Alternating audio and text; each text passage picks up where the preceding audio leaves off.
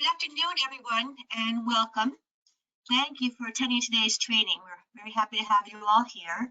My name is Pam Roach, and I work with the South Central Regional Council of Governments on regional services. And we are excited to host today's training, Best Practices on Solar Planning and Zoning. And this training will award your municipality credits towards SolSmart designation. Next week, SCROG is also hosting SolSmart's training on best practices on solar permitting and inspection on Wednesday, February 24th at 1 p.m. And SCROG municipalities that attend both of these trainings may be awarded up to 2/3 of the credits they need to become bronze certified or bronze designation for SolSmart. As you can see here on this slide, SolSmart makes it very simple to achieve designation by providing free consultation, free technical assistance, and free trainings as they are doing here today and again with us next week. So SolSmart will provide you with a template for your commitment letter. They'll conduct a zoning review for you, and we'll even forward you a template memo for today's training so that you can just simply fill in the blanks and email it back to receive credit. Our goal at SCROG is to have all of our SCROG towns designated, and we are here to support you. Hampton and Brantford already have received SolSmart designation, which qualified them for 20 sustainable CT points as well. Hampton actually achieved silver level designation, and Brantford currently has bronze and will soon have silver. There's also a gold level. I am proud to announce that SCROG will soon achieve regional SolSmart designation, and this signifies government progress toward creating a solar-friendly community. We're very happy about that. To learn how to seamlessly move forward to become a designated SolSmart community, contact Toya at SolSmart. She will make it very, very simple for you to go through this simple process to become designated. I'm also here always available to assist if you want to call or email me with any questions as well. Our contact information is on the bottom of the slide. Also, following this meeting, Toya will forward you following this meeting or in a couple of days, once the recording is available, she'll send you the recording and the PDF of today's presentation. Also, the link to apply for SolSmart designation, which is also here on this slide, and your template memo for you to fill out to return to receive SolSmart credit. So you'll have Toya's contact information from that email as well. So now, without further ado, I would like to now introduce SolSmart's speaker for today, Brian Ross. Brian is the Vice President for Renewable Energy at Great Plains Institute, and he leads the Institute's work on solar energy, market transformation, and manages technical and policy programs. Thank you, Brian. All yours. Okay, can you hear me? And yes. Can you see my screen? Yes, we can. All right, thank you. All right, well, great, everyone. We're sorry, I'm making a couple of adjustments to my screen to make sure I can see the whole thing. We're going to go over this planning and zoning for solar energy, the kind of basic training for those two elements of the SolSmart program. I'm going to talk a lot about principles today of both planning and zoning components of doing, of becoming a solar-ready community. The Great Plains Institute, just to kind of give you guys a sense of who we are, since you probably haven't come across this unless you're participating actively in in some of the sustainable Connecticut work. We are a nonprofit organization with the humble mission of transforming the energy system to benefit economy and environment. We work on a variety of different fronts to do that, from energy efficiency to carbon capture and storage. I'm the Vice President of the Renewable Energy Program and also have worked over the last 6 years in the Communities Program. I will say that the Great Plains Institute manages the Sustainable States Network, of which Sustainable Connecticut is part. And so we're very familiar with Sustainable Connecticut and love the program. And so we have some familiarity with what you guys are doing in Connecticut. The agenda for today that I'm going to go over is kind of give a brief kind of summary of why we do solar planning and zoning in the first place. Why is this something that's important?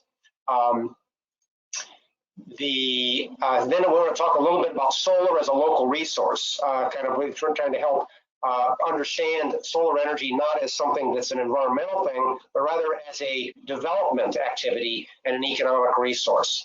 We'll talk about the principles of solar-ready communities a little bit, and then go into the details of how so you become solar-ready community through your planning activities as a community, as well as your regulatory activities around zoning. And we want to talk both about small-scale and accessory uses as relates to zoning, as well as large-scale and principal uses.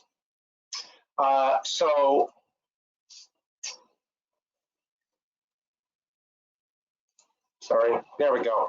So the why of why solar planning and zoning is important is really rooted first in the cost of solar energy. It has gone through a dramatic decrease in cost, both at the wholesale level and at the retail level over the last 10 years, and even over the last 3 years, we've seen some significant changes, and it is forecast to continue to come down in cost. It's now as a form of electric generation at the wholesale level. It's actually cost competitive with natural gas generation, and frequently it's cost competitive at the retail level with retail electric rates. With these ongoing cost decreases that we're seeing, solar energy is actually expected to become the cheapest form of wholesale electric generation of any type within the next few years. On a worldwide basis, it has already achieved that. But in the United States, where wind energy is still the cheapest, but we expect to see that change over the next few years. And these cost projections about cost effectiveness and about competitiveness are not because the solar energy is subsidized or as a result of a subsidy, but rather the unsubsidized version of that, of solar energy. So it is actually a cost competitive form of energy generation. And as a consequence of that, we're seeing a change in the markets. Large energy consumers are now demanding inexpensive, clean energy and are taking steps to acquire it fairly aggressively. It's something that we didn't see very much except for people who wanted to kind of achieve green or sustainability goals that they had adopted. Now they can achieve those sustainability goals on energy as well as saving money. And so you can imagine that there's a lot of demand now going into that is being expressed by large energy consumers. Electric utilities similarly are transforming and transitioning to this lower cost renewable energy source because in some cases it's actually new wind and solar are cheaper to run than their existing generation plants. We have people shutting down coal plants, electric utilities, that are not at the end of their life because it's cheaper for them to actually use wind and solar instead of those assets right now. And then at the community level, property owners can capture and use their solar resources in many cases more cheaply than retail electricity. This cost decrease has really enabled some realization of economic value that we didn't see 5 years ago. It was mainly people who were interested in sustainability or in kind of personal responsibility for their electric generation, or they were wanted to be off the grid or may not take control of their energy resources. But now it's actually the least expensive way for them to buy on an energy per unit energy basis. Solar resources that this cost decrease has resulted in a reevaluation of what solar resources people are using and what that means at the community scale. So solar resources that can be economically developed can be found in every single jurisdiction in Connecticut. In fact, every single jurisdiction we would say across the United States. So an economic solar resource is available everywhere. As a consequence of that, every county and city will have property owners who will want to develop their valuable economic resources on their property. So you can think about solar resources in the same way that we used to think about oil and gas. If you had oil and gas reserves in your state, you would imagine that people would want to develop them because that's an economic resource. There are other economic resources that we have to deal with in planning, such as mineral resources, agricultural resources, those kinds of things we understand have an economic component and a market associated with them. Now, solar energy is the same way, and as a consequence of that, we've had to tell communities, even those communities that aren't particularly interested in promoting solar, that they need to start thinking about how they're going to incorporate solar development into their plans and into the regulation, because it's going to happen just by virtue of market forces and the fact that they now have an economic resource in their community that they didn't used to have, that it wasn't economic before, and now it is. And so as a consequence of that, this has become a local planning issue in a way that it has never been before.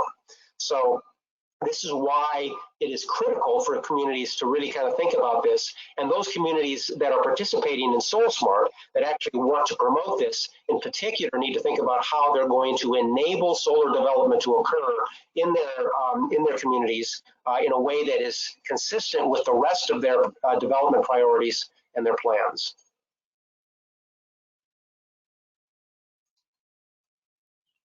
So just a little bit of history on kind of Connecticut itself, and I kind of dug up some of this material just yesterday, and I'm hoping that it's still accurate. This is a kind of portrayal over the last 10 years of kind of the expansion of Connecticut solar installations.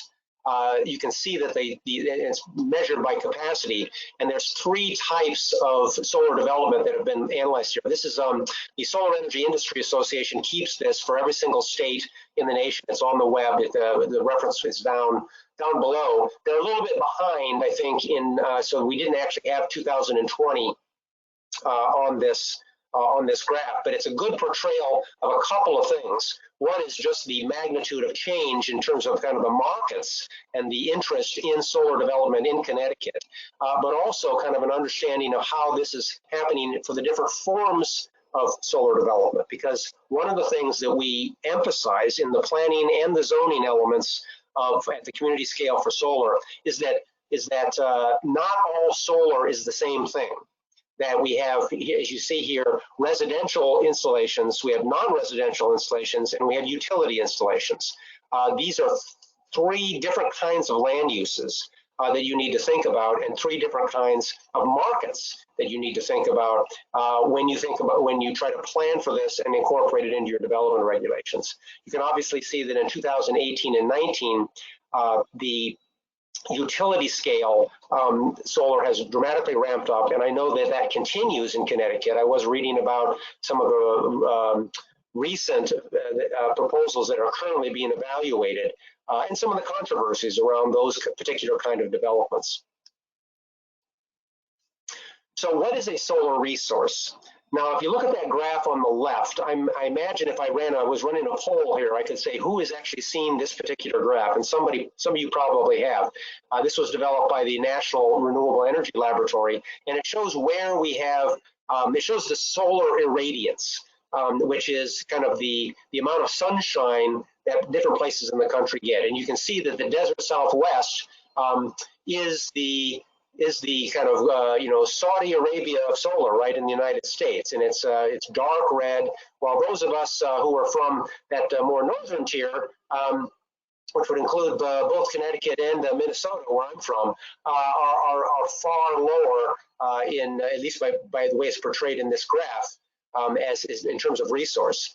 But I include the graph on the right because this is one that has been corrected for the relative scale of solar irradiance. You can see that the differences between the bands of that have been drawn on the map is much finer grained, or is a much smaller difference than the graph on the left. So this is basically the same data, but one that has been that says that puts the darkest color in the desert Southwest, and then it measures on a percentage basis how much solar irradiance the rest of the country has. And that northern tier where Minnesota is and where Connecticut is, you can see is actually suddenly doesn't look quite as bad as it does on the other graph. In fact, the worst band of irradiance, which is that northern tier, is approximately 70% lower. I'm sorry, it's 70% lower. It's a 70% of the best band. I changed some words in there. I didn't do it right. First band of irradiance is 70% of the best band. So the desert Southwest, which looks so much different than the northern tier in the graph on the left, is actually not that much different than the desert Southwest as portrayed by the graph on the right. So what I'm trying to say here is that pretty much everywhere in the United States has a good solar resource from the standpoint of solar irradiance. That and while a 30% reduction is significant, it's not so much as to make solar not cost competitive. It's just that much better in the desert Southwest.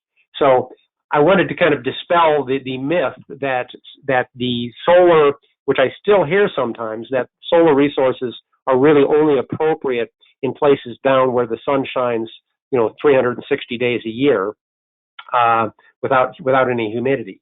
That is not true. We have a great solar resource pretty much throughout the entire United States. So I wanted to now present some data on what is happening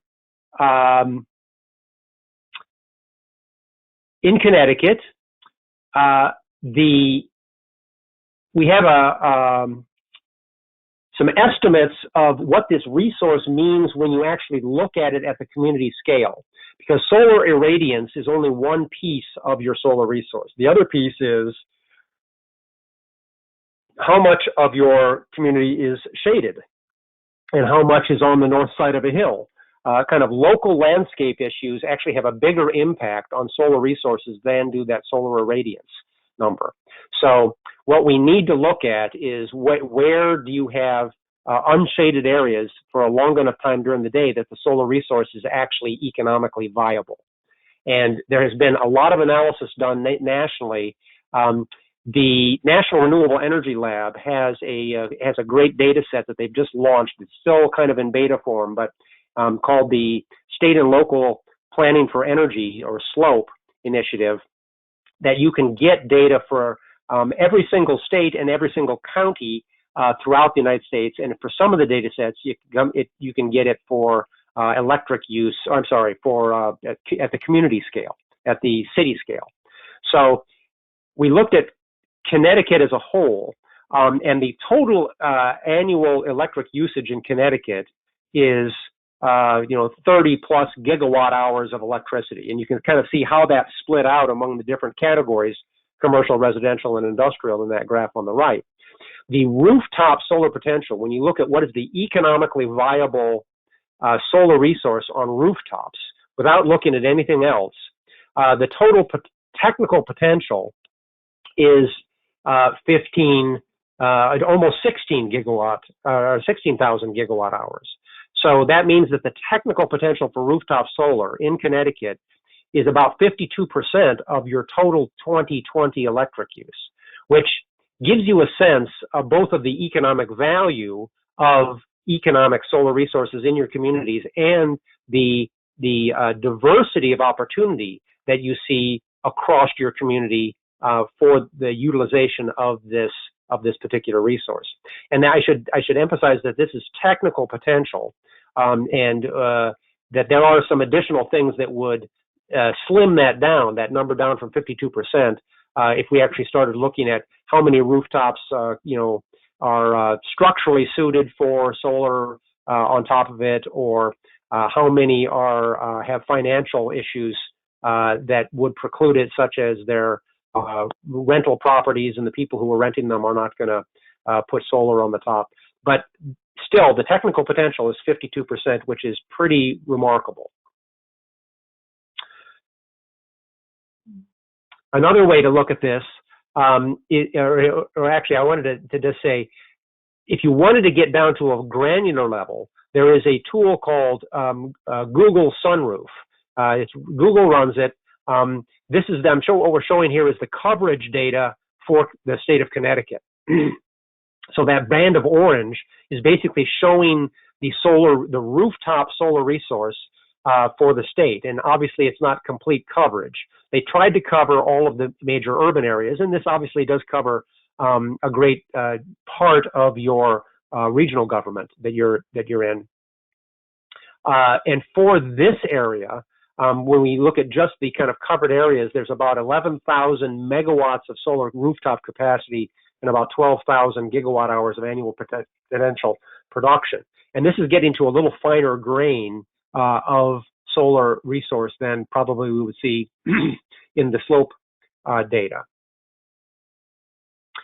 We can go even further on that particular data set. Here is the city of Milford, I think maybe somebody is attending from Milford today, maybe, where you can actually see at a pretty granular level where the rooftop solar resources are and where they're not. For the city of Milford, you can see that there is 285 megawatts of solar capacity for about 333 gigawatt hours of annual production. The total estimated electric use in 2020 for the city of Milford, and again, this is from the slope data set,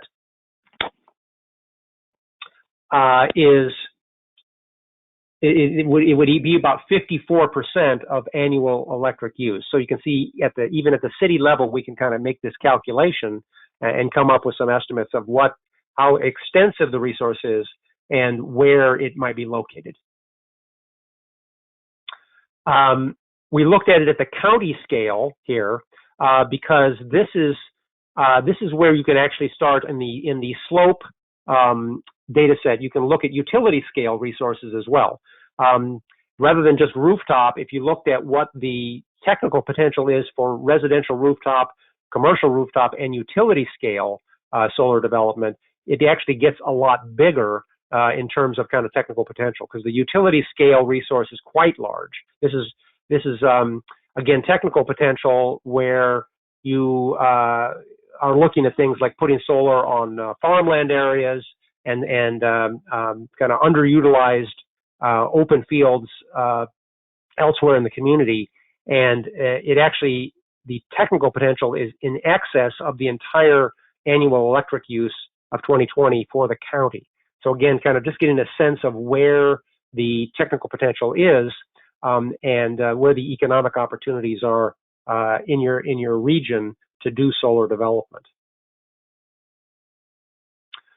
So that's the resource kind of discussion that we wanted to have. And now I want to talk a little bit about kind of going back to what it means to be solar ready, because a lot of that technical potential discussion doesn't take into consideration community priorities.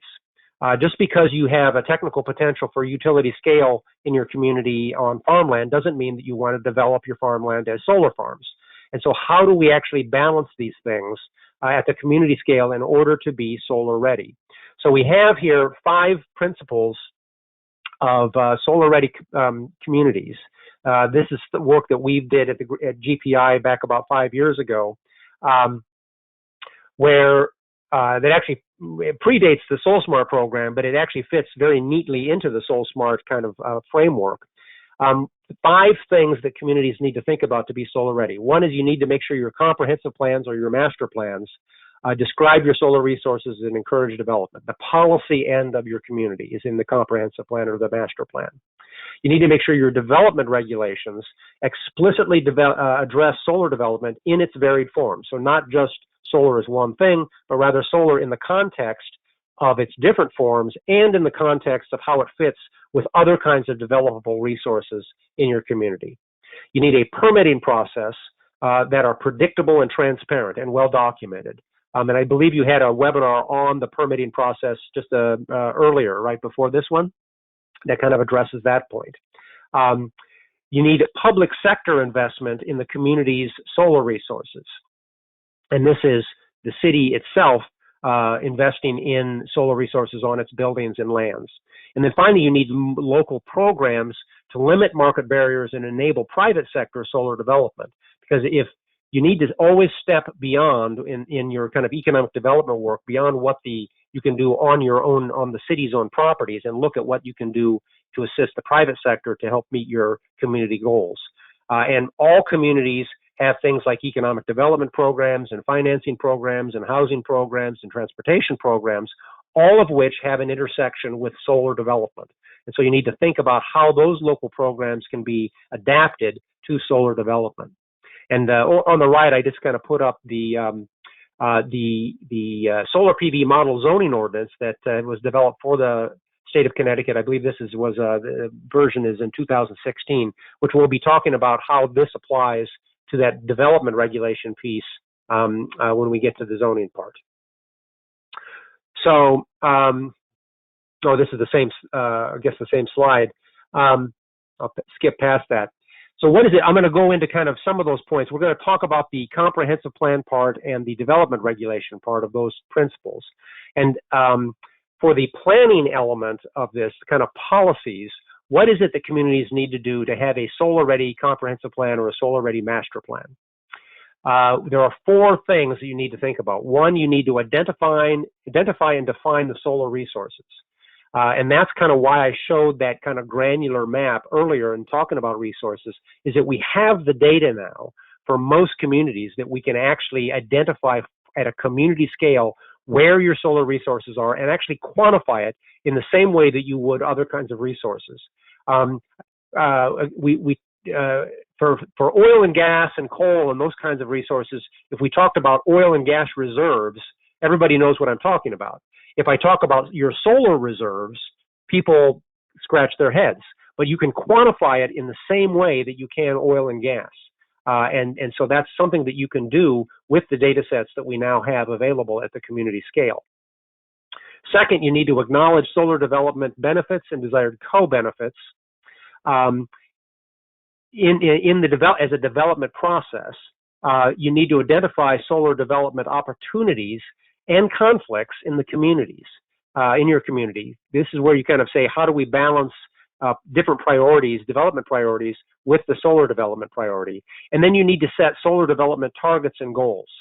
The same way you would if you were doing a housing plan and you were setting a housing development goal or a transportation goal about trying to increase, for instance, the number of miles of bike lane or something like that in your community. You need to set those goals so that you have a target that is reasonable for this particular valuable resource. Some of those examples, I'm going to go into just a little bit more detail. The resource piece we've already talked about, kind of how do you set resources or identify resources, but I wanted to talk about kind of the co-benefits and benefits of solar development. And we have started to talk about solar development at the community scale of striving for low impact solar development. Those of you who do water planning kind of know what LID is, right? It's low impact development. And we're using those same concepts with solar development to kind of get to how do we do development in a way that kind of maximizes community benefit. With appropriate development guidance, both at the small scale and at the large scale, you can provide new opportunities and minimize nuisances across property impacts. At the small scale, we look at kind of how solar fits into things like green building standards, how it fits into and can be co-located with certain kinds of land uses in a way that it dramatically increases utilization of those land uses, and how it actually can enhance property value and property-based energy cost reductions and housing reinvestment. Investing in a solar array on homes and businesses is actually reinvestment in that particular property. In the same way that it's a good thing to put in a residential property to make add a bedroom or to update the kitchen, and that's a good thing for the community because it enhances that property value and enhances or is good housing reinvestment. Solar investment on the community has the same kind of benefit. Co-location is a particular issue that we like to talk about. In particular, I think this is a hot topic in the solar discussion in Connecticut about how to utilize underutilized spaces in our communities.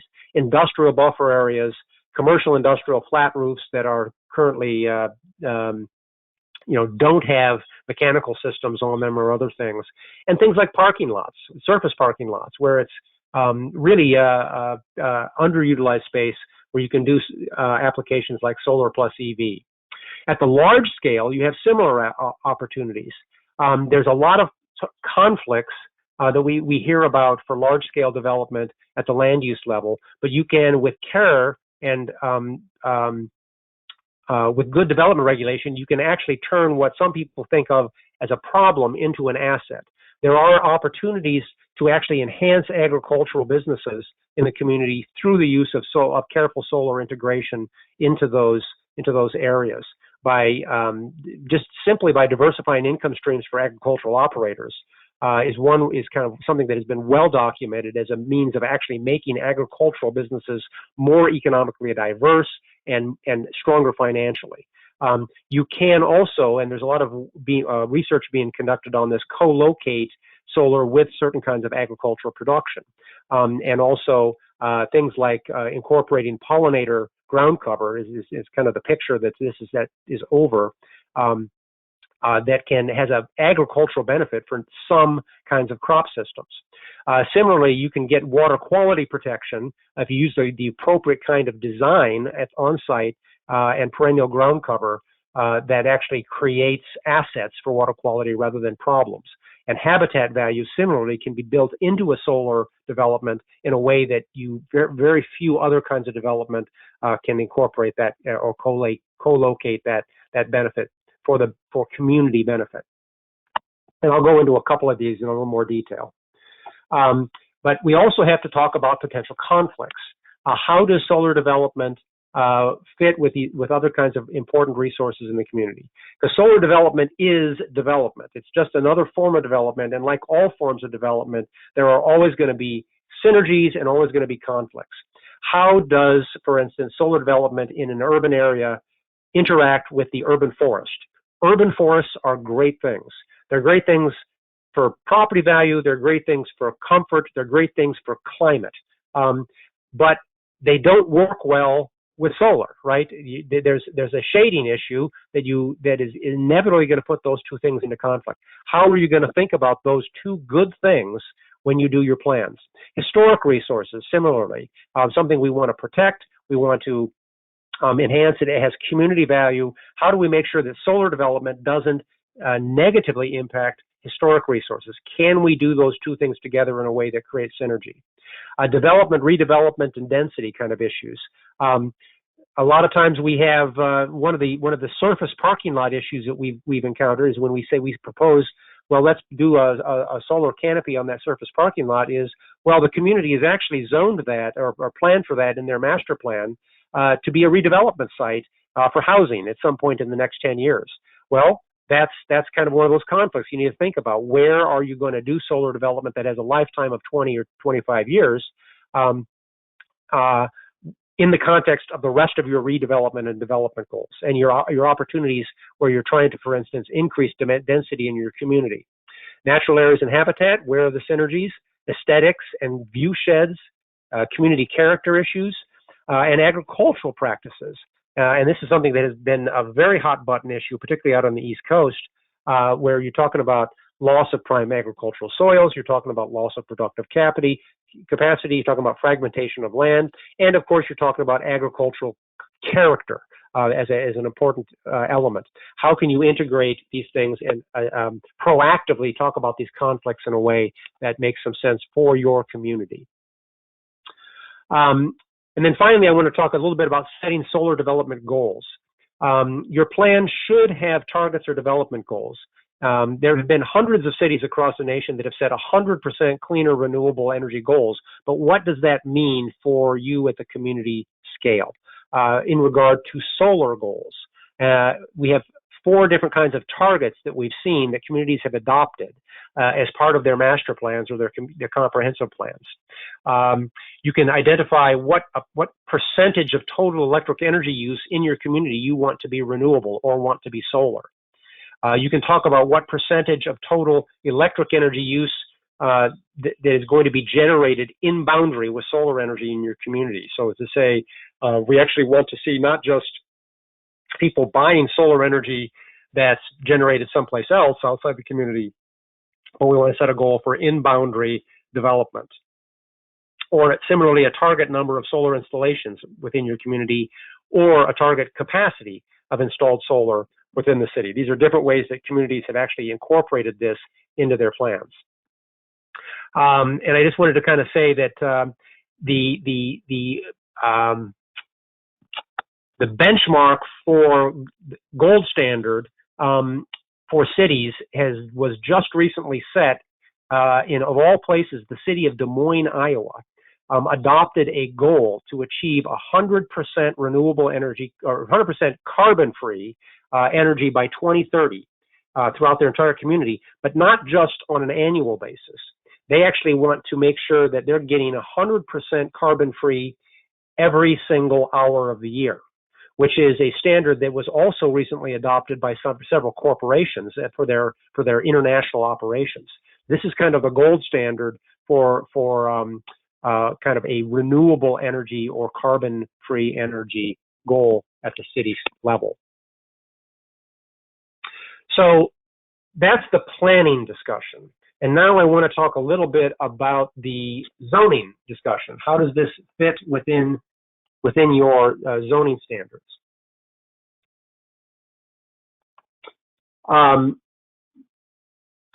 We have principles of solar-ready zoning here. We have 5 principles that we have really looked at, and these are things that are incorporated into the SolSmart program in terms of the credits that are used to certify you as solar-ready.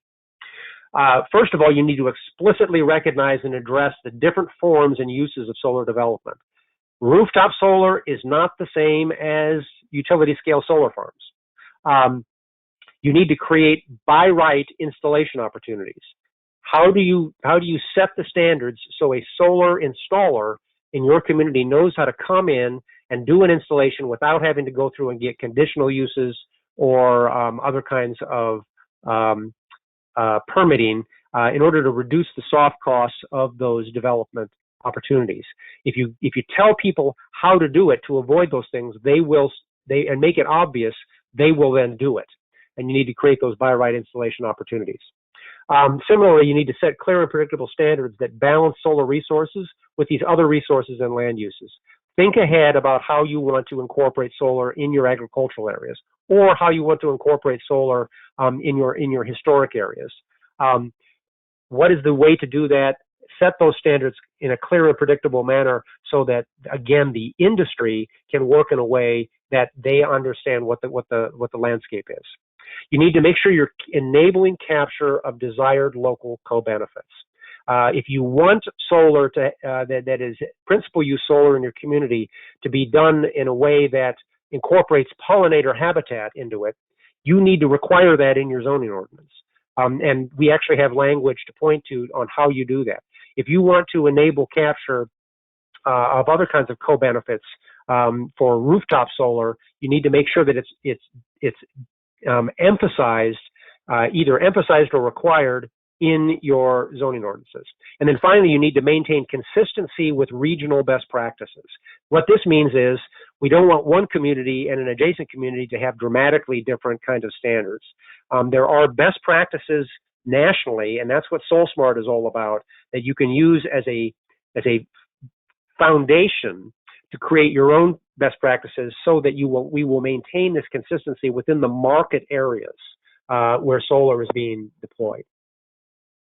There's a number of different model ordinances that you can turn to. In particular, the Connecticut Rooftop Solar PV Permitting Guide here that was developed as part of the Sunshot program back in 2014 or something like that. And then I think the ordinance has been updated at the very least, as well as a couple other components of this in 2016, is something that is an asset to you guys. And I'm going to show you how it actually fits with the principles of SolSmart in a very good way. There are other model ordinances that you can turn to that actually also can provide alternatives. I'm showing 4 of them there that we developed for Midwestern states as part of the Grow Solar project, which was also, Grow Solar was also a component of Sunshot. So it was kind of in the same time frame as the Connecticut guide. We have actually updated the model ordinances in our toolkits just last summer for all 4 of these states. Actually, we added the state of Indiana to this So we have 5 states. There's also model ordinances in New York and Massachusetts and Georgia and other places to turn to if you're looking for guidance on any of these solar things. They tend to all say the same thing, but they are tailored specifically to statutes and enabling legislation in the states. And sometimes there will be some examples that'll be in one of the ordinances that's not in the other one. So anyway, you have a lot of resources here to turn to. All the ordinances kind of address this kind of framework that you see here, where we talk. You need to have a ordinance that has a scope, has to have a purpose, identified definitions, accessory uses, principal uses, and things like solar incentives or guidance to encourage solar if you're going to use that particular kind of tool. So let's kind of go down that and talk about some of the things that you need to incorporate into your zoning ordinance. One is in the definition section. Now, the model ordinances all have lots of definitions in them, if you can turn to them. I think the ones that we do, we have something like 2 or 3 pages of definitions, where we provide a lot of definitions that you'll never use, but we want to have them there in case some communities do want to use them. But some of the critical things that you want to have in your definitions, kind of the best practice, is to define, you need to define solar energy systems in a way that captures all of the kind of ways that it can happen. Define the system, define solar energy broadly, and differentiate among systems based upon the system area, square foot or acres, depending on what you're talking about, not system capacity. This is important because we see a lot of ordinances that are written that say, a definition of a rooftop system is a system that is less than 15 kW. That becomes problematic, and I'll go into that in a little bit. So it's better to think about this in terms of a land use, the same way you would other kinds of land uses in your definition section. We have an example of a solar energy system definition here that includes, I will point out, storage as a component of the solar energy system, because that's a growing thing that is more commonly being incorporated into both rooftop and utility scale systems. And then we have 2 different scales of utility scale, or I should say principal use solar development, at the community scale and at the large scale, kind of to see some differences in how that looks. And the kind of principle we're trying to get to in those definitions or in the regulation is regulating impact, not electrons. It doesn't matter where the electrons are being used. It matters what the land use impact is of the development you're talking about. We have seen a couple of examples here that we've seen that we are kind of asking you to think about and avoid, or to change if you already have in your ordinance. That systems are defined by that whether or not it provides energy to the property upon which it's located, or if it provides energy to the grid, right, to other people. That's a difficult thing to police because almost all solar energy systems will export to the grid at some point in time. And there are actually some business models for even rooftop solar where the solar is not hooked into the house's electric system, but rather directly into the grid. We actually seen some utilities that will rent roof space in order to provide a distributed solar development across the community and capture some of the distribution grid benefits.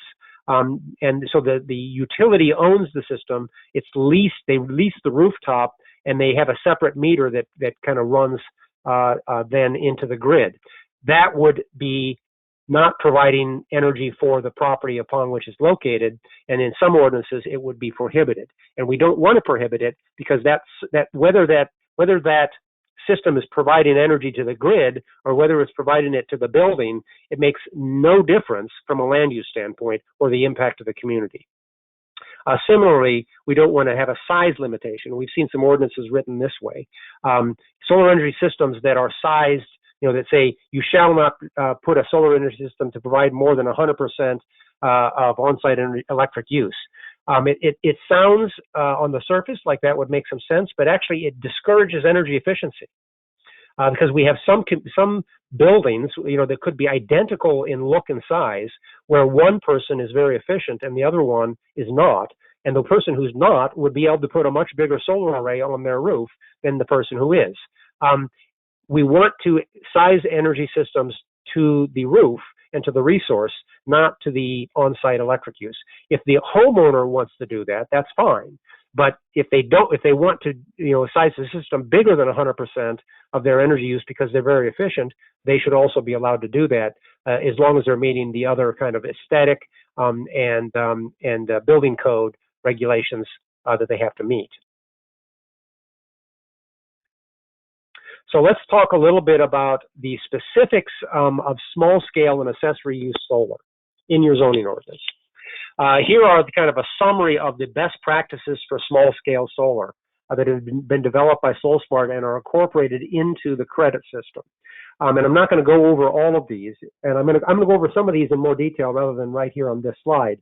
But you can kind of see the things that need to be done in that column on the left: defining your terms, creating a by right accessory, addressing height standards, addressing use standards, aesthetic requirements, addressing both ground mount and rooftop systems, lot coverage, setbacks, roof coverage, and then issues like glare, where we have some, we put this in here because we see sometimes for small scale that people want to put in glare studies or glare provisions into their ordinance for small scale or rooftop solar. Unless solar is on or adjacent to an airport, there is really no reason ever to do a glare study. And one of the things we see with rooftop solar is, well, what about the glare that might hit the solar panel? It's glass after all, and there will be reflected light onto adjacent properties. And the simple answer to that is that in residential properties in particular, there will always be more reflected light from windows than there are from solar panels. And if you're going to regulate reflected light from solar panels in a residential area, you're opening the door to regulating reflected light from windows. And frankly, that's the bigger glare issue. Nobody says, oh, my neighbor built a property and they put a window in it, and it sunset, it glares into onto my property. Nobody has a regulation that says you can't do that. Solar is the same way. That's the way you need to think about it. It's the same thing. Reflected light off of glass is the same whether it's a solar array or a window. So anyway, let's go into some of these best practices on those issues. Use standards. The best practice: make rooftop solar a permitted use in all districts where buildings are allowed, and make ground mount solar a permitted use in most districts. I think SolSmart wants to see it in at least one major district. We would recommend that you would actually, that's a minimum standard, that making it permitted in a permitted accessory use in other districts would also be a good practice. So the Connecticut model ordinance actually has some good guidance here.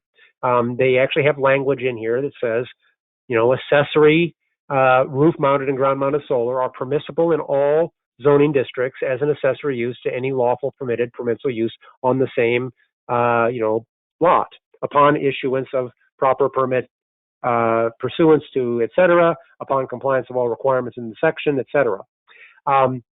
That's language right out of your model ordinance. It's good language. It will meet the SolSmart standard for ensuring that you have a by right installation across your districts. Height standards. This is something that does come into play, particularly in denser urban areas, where a height standard for a building becomes a barrier to doing solar energy on the rooftop. So the best practice is to exempt roof-mounted solar energy systems on flat roofs, at very least, exempt them from the height standards, similar to the way that you would exempt other kinds of devices and equipment. And the picture here kind of shows that solar array, but the thing I like to point out is there's that chimney that is violating the height standard for that particular zoning district, because we recognize that in order to have chimneys work as they are designed to function, they need to be higher than the building by a specific amount. Otherwise, it doesn't work. And so solar arrays, similarly, in order to be in a place where the solar resource is, sometimes need to be able to exceed the height standard of the building. Rooftop equipment is typically exempted from height standards, and you need to think about, on flat roofs particularly, how solar energy fits that. On pitched roofs, it's a little bit trickier calculation, or a little bit trickier kind of nuance you have to get to, but we want to see in this best practice, at the very least, that for flat roofs, it's exempted from, or given a separate height standard in the ordinance. And the Connecticut Model Ordinance does a great job of actually providing for that, as you can see on the language down here below. Setback requirements. Again, this is for small scale. The best practice is for ground-mounted solar, allow them to have a modest encroachment into your setback areas or your required yards. Again, similar to other mechanical systems. Most ordinances allow for instance, air conditioning units to encroach into the setback area. You want to allow for, at least in some districts, some kind of encroachment in order for the system to be able to capture the solar resource. Sometimes the best solar resources are near the edge of the property. Sometimes they're in the center of the property. You want to make sure that your setback requirements allow utilization of that resource. And the Connecticut Model Ordinance does do that, exempting them from building mounted from zoning setbacks, and while saying that accessory roof mounted systems shall not extend beyond the edges of the roof. So you can put a provision in that does recognize some kind of forms of setback, while also exempting it from, without creating a barrier for that in your zoning ordinance. Lot coverage and impervious surface coverage issues in your zoning ordinance can also be a barrier. The best practice is to exempt ground-mounted systems from lot coverage or from impervious surface calculations, as long as the ground beneath the system is pervious, specifically vegetated. The Connecticut Model Ordinance does note that the surface area will be exempt from contributing to the calculation of overall lot coverage. So if you have a 25% lot coverage ratio, and you already are at that with the buildings, you can still add a ground mount solar array to the building. And similarly, there's a provision that it will be exempt from contributing to the calculation of overall surface coverage. Now, I like to have some specific language in here about making sure that the ground cover is vegetated. Here's an example of that, the same thing out of the Minnesota Model Ordinance that we wrote, where we say ground-mounted systems shall be exempt from lot coverage or impervious surface standards if the soil underneath the collector is maintained in vegetation and not compacted. That means that we're having infiltration, which is the reason why we have impervious surface standards. So we also want to note that some ordinances, rather than regulating on coverage, they regulate on the number of accessory structures on the lot. So ground-mounted systems shall not count toward accessory structure limitations. And then also, we are trying to address directly solar carports in our ordinances. There's a few simple things you need to think about in order to be able to do solar on surface parking lots. And we specifically say solar carports in non-residential districts are exempt from lot coverage limitations. Just to clarify, most communities would not count it because they'd say, why would we, the lot is already covered, why would we apply a different standard? But this is something that does come up because it's a new land use and people raise questions about it. So to make it clear from the start would be a good thing. Aesthetics. This is something that is very tricky, and different communities have different standards.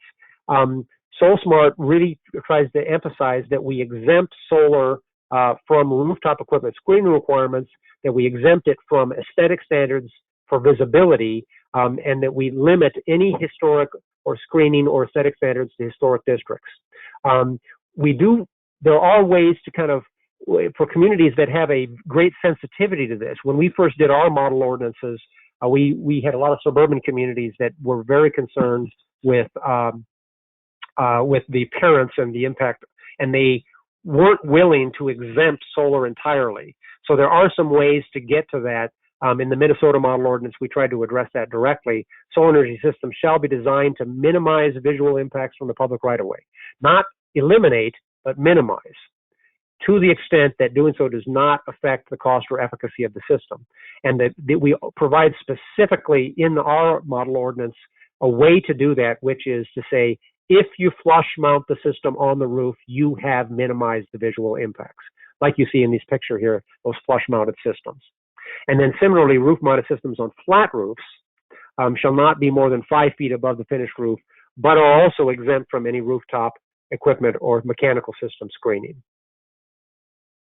Historic and special use districts, you need to do this. It's an important thing, even if it's only a small part of your community. Provide guidance on how systems can be installed while protecting that resource.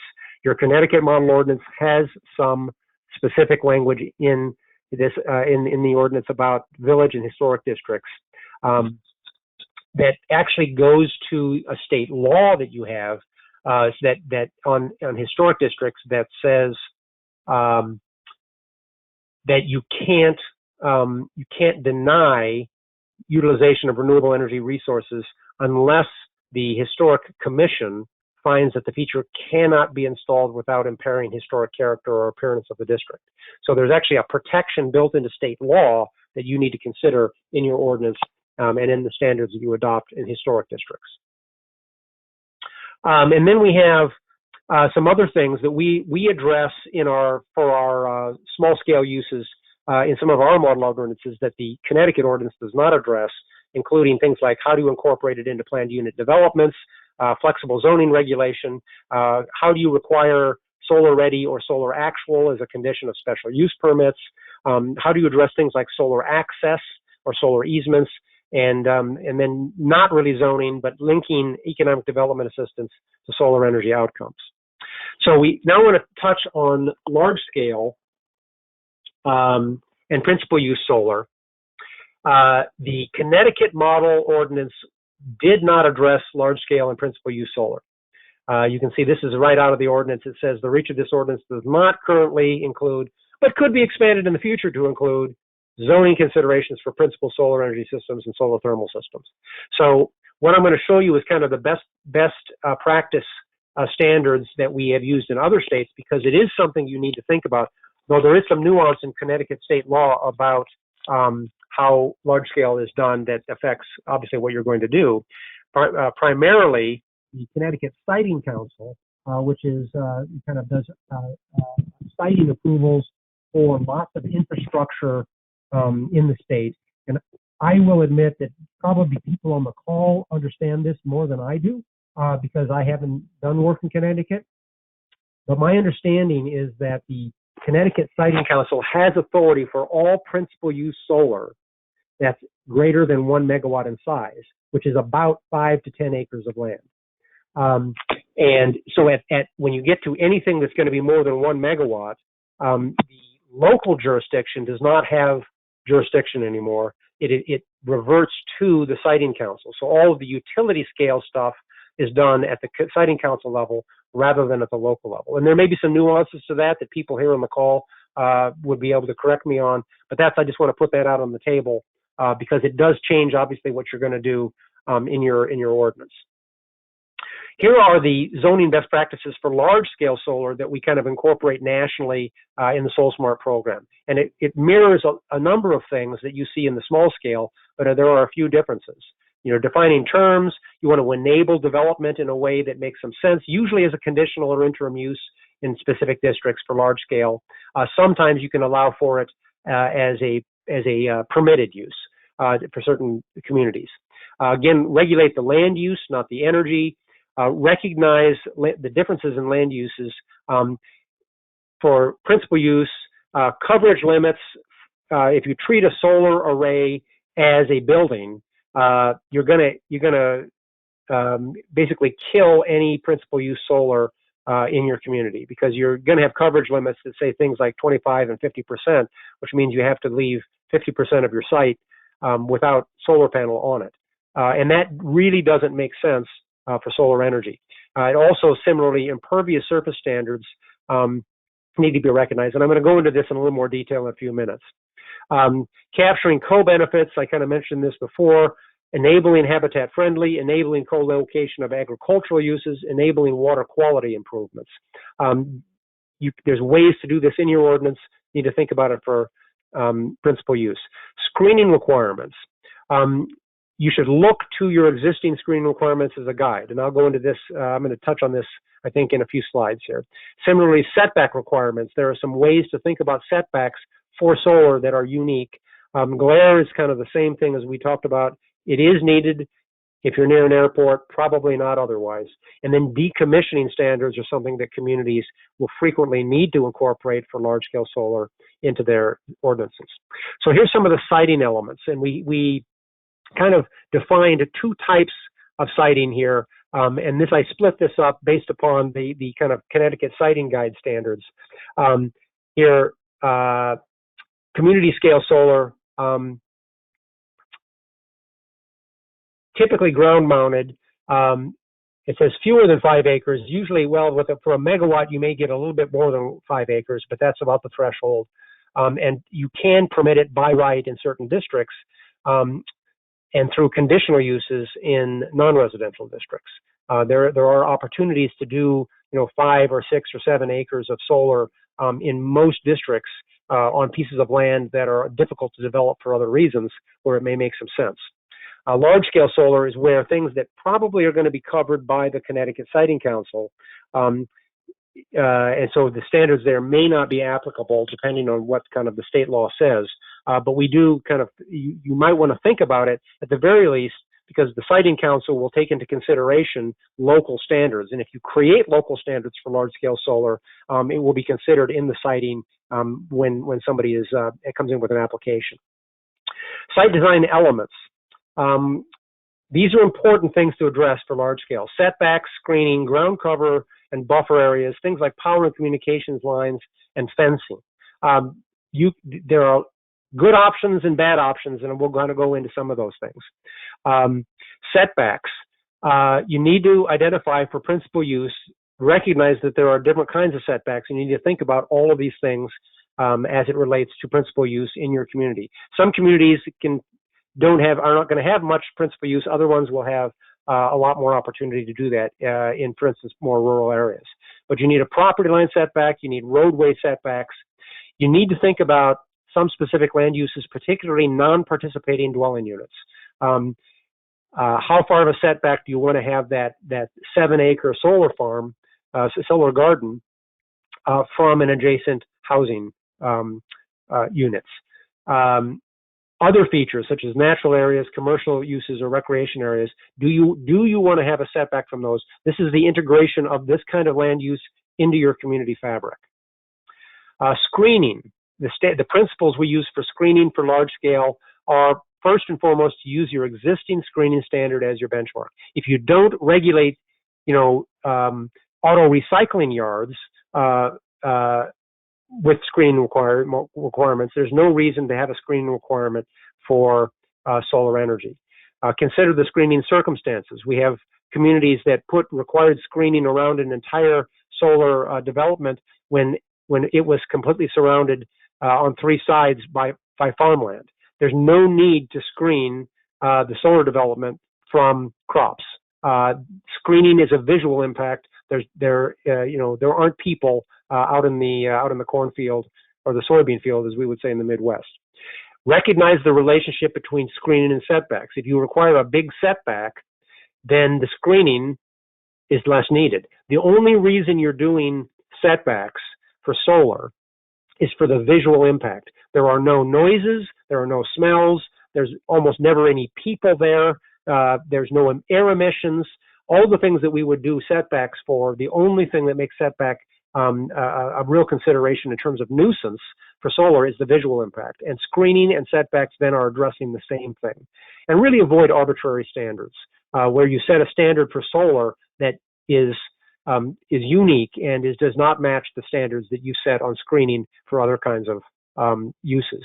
And here's some language out of our Minnesota model ordinance for screening that asks for the development of a landscape plan, making sure that screening will be consistent with the existing screening ordinance, that it's not going to be required along roads and highways in certain circumstances, except where there's a clear and documented community interest in maintaining a view shed. If you're on a scenic highway, you screen it. If you're just out in the rural area, maybe you don't. If you have rural character issues that are important in your comprehensive plan, then maybe you do want to screen it from a highway or road. But that's kind of what we're trying to get to here with the screening requirement. Ground cover is another critical one. And this is where there's a number of things that people don't necessarily think about. But ground cover affects specific co-benefits to the community. You have improved visual impacts, depending on what you pick. You have water quality impacts. You have soil health in agricultural areas that can be maintained or even improved. You can create habitat. And if you use the right kind of ground cover, you're actually going to have carbon sequestration in the soils as a result of that development. So the kind of standards that we've incorporated into the Minnesota model ordinance are to require that the site establish and maintain over the lifetime a ground cover that meets the beneficial habitat standard that is in Minnesota state law. We've actually passed a state law that is a standard. It's a voluntary standard, but you can certify your solar development as being a beneficial habitat standard. And we are urging local governments to actually use that as a requirement for all solar gardens and farms that come into the community. And this is being managed by the Board of Water and Soil Resources, a Minnesota agency, actually has a project planning forum, and that's specifically noted, and also engages and involves the county Soil and Water Conservation District, which of course is managing things like habitat restoration and water quality in the county, so that we want to make sure that this is being done in cooperation with them. You want to make sure that you're maintaining the standards over the lifetime of the project. It's a performance standard. If the habitat standards are maintained every 3 years, then you've met the standard. And you might want to consider things like an inspection fee being charged to the developer in order to pay for the cost of this for the county Soil and Water Conservation District to do this kind of review. That's what we did in Minnesota. We have similar versions of this in our other 4 model ordinances that we've done in the Midwest, and there is a credit specifically to this in the SolSmart program. One of the things that we are currently doing a lot of research on, and this is something I know has come up in Connecticut, is the water quality impact of principal use solar. So one of the things we urge for, and this kind of goes a lot to the ground cover issue, but also certain other site design elements, is that if you have agriculture on a site and you restore the watershed function that was diminished by the agriculture to that site, does it matter if you also have a solar farm on it? Solar farms are actually an opportunity to restore watershed functions if you design the site correctly and if you require the right kind of ground covers. And the PV Stormwater Management and Research and Testing Program is a project that my organization is involved with, as well as the National Renewable Energy Lab out of Golden, Colorado, funded by DOE, to document specifically what are the runoff coefficients for stormwater for solar farms under different kinds of ground cover standards.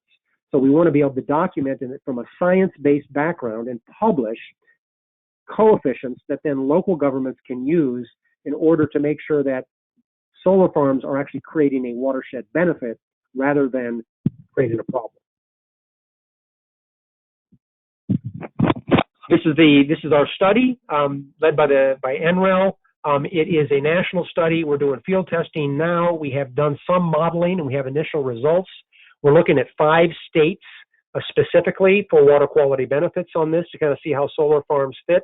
Those 5 states are listed at the bottom. It does not include Connecticut, but it does include New York. And we are happy to, if you want us to come in and talk to your state regulators or water quality people on this topic, we're offering to come in and kind of let them know of what we're finding and what the outcomes and deliverables are going to be that they can then incorporate into things like modeling of actual solar sites in such a way as to create benefit and use the site as green infrastructure rather than having it be a problem if you're just kind of clearing land and grading it in ways that are going to ultimately increase erosion or sediment runoff, and using things like turf grass rather than deep-rooted and better kinds of ground covers. There are other principal use elements that we need to address, and some of these are very important, kind of how it interacts with airports and your water quality regulation, your natural system regulation, agriculture, growth management, et cetera, and obviously decommissioning. I did want to touch on agriculture in Connecticut. As part of the Connecticut Siting Authority, the project must not materially affect the status of prime farmland. As your Department of Energy and Environmental Protection represents, in writing to the council that such a project has to do that, and I believe the Department of Agriculture has to provide some kind of certification for any project greater than 2 megawatts. We actually have some language for mitigation of agricultural impacts, and I pulled this one from the Iowa Model Ordinance, where communities that have adopted agricultural protections into their zoning and into their plans may ask for mitigation of the use of prime soils for solar farm placement. These are ways to allow the development to occur, to allow solar to occur on ag land, while recognizing that these kinds of things listed here can provide mitigating value to the community. If you co-locate agricultural uses, make that a condition of your permit. If you want to establish we have communities that have established a time-limited or interim use that allows the site to be returned to agriculture with actually improved soils, because they're also sequestering carbon and improving soil health while the solar farm is up in place. Using things like agricultural conservation easements around the site, which can create a buffer for existing farmland while protecting it permanently. Or doing things like locating the project in places where there's agriculture, but where maybe you don't actually want agriculture, like a wellhead protection area. We see this quite a bit in the Midwest. Corn and soybeans, nitrates being applied directly to the soil in the wellhead protection area. Everybody would love to see that come out of production. Solar farms are a way to provide the property owner real value to the land and taking it out of agriculture. So that's the end of my presentation. And I don't know if we have questions or not. I haven't been following the chat. Hopefully people have been able to hear me on this. So Toya, how do we want to proceed here? Yes, thank you so much, Brian, for that presentation. I do welcome folks to include questions in the tab, as well as if you'd like, you can also include them in the chat box. Doesn't seem like we have any questions so far. And maybe we have a small enough group that people could just jump in if they had a question. But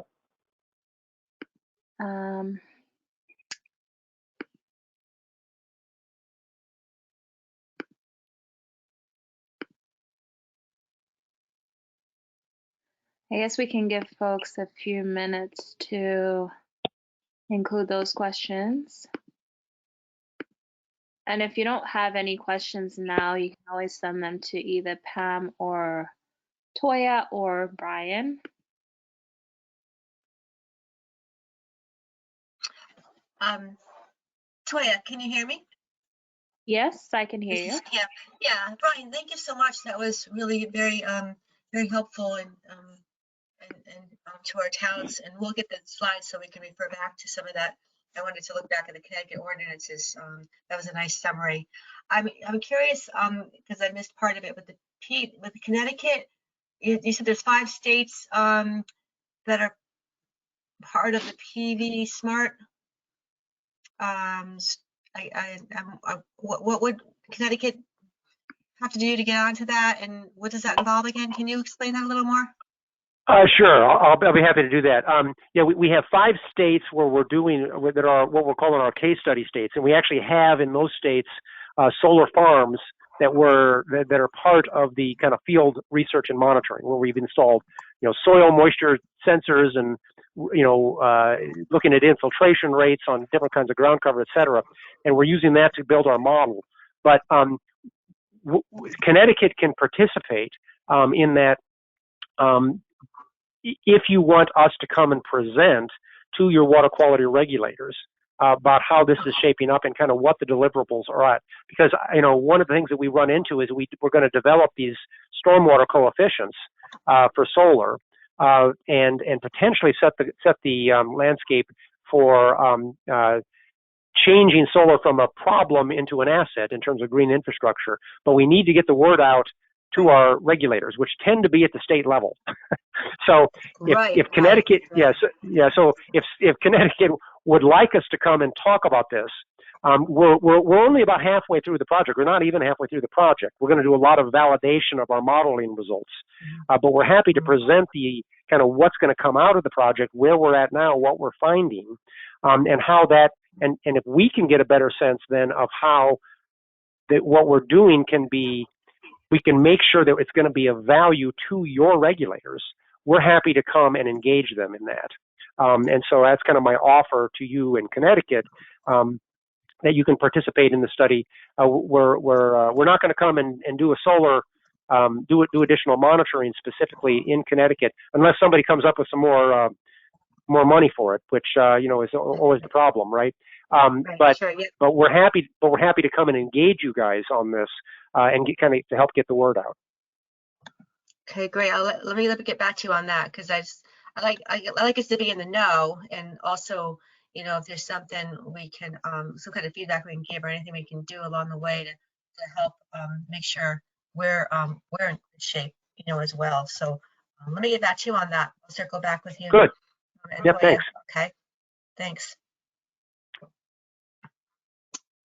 And I think if anybody from the Scrog Towns would like to ask any questions or have anything they want to address, now would be the time.